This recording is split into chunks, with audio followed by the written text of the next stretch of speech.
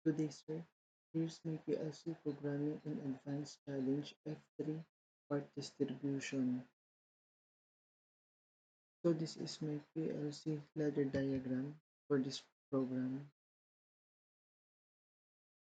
And in these sections, we have the operation panel where there is the lamp display and operation switches. And in this area, dito po natin makikita yung process ng ginawa nating program. So our first condition, when PB1 or X20 on the operation panel is pressed, supply command for robot is turned on. Supply command is turned off when robot has finished moving the parts and returned to the starting point. So hindi po katulad ng iba nating ginawa sa ibang program, mag-off lang po itong ating supply command kapag natapos na niya yung moving part and magbabalik sa starting point.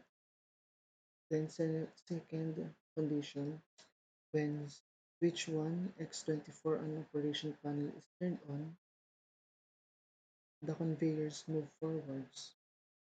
It will only turn off when we will turn it off. So katulad po ng iba kapag binuhay po natin tong switch 1 ay magfo-forward ang conveyor. Then mag-i-stop lang ang ating conveyors kapag in-off natin ang ating switch. So dito sa program na 'to, dito po magkakaroon ng distribution, meron pong naka-indicate ng sizes which is the small, medium, and large.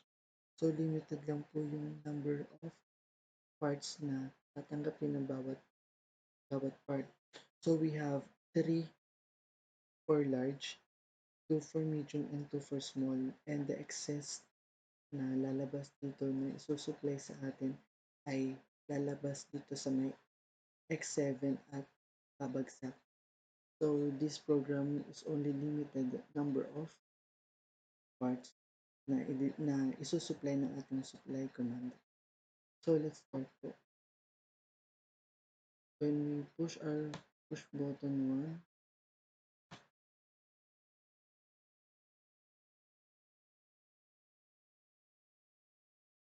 ito po,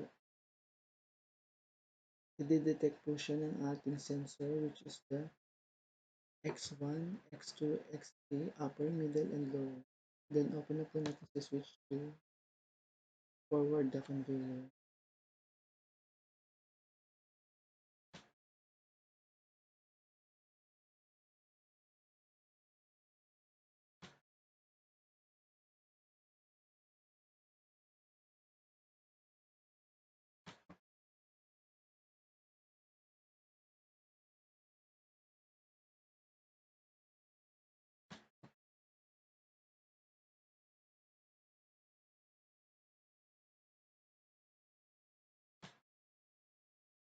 Kita po natin na may bumagsak kasi nakalagpas na po yung limit ng number ng parts na tatanggapin ng bawat boxes. So that's all po. Thank you.